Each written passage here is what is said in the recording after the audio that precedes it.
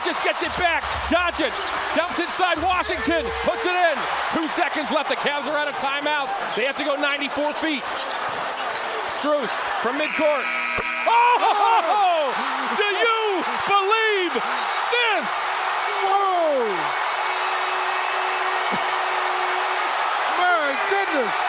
Max Strus from midcourt has won it for the Cavaliers. He does.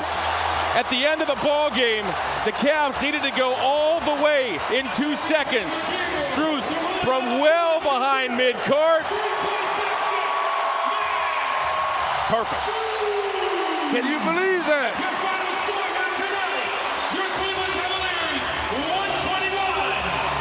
Just sit back and enjoy it, Cleveland. He was red hot down the stretch, and the Cavaliers win the game.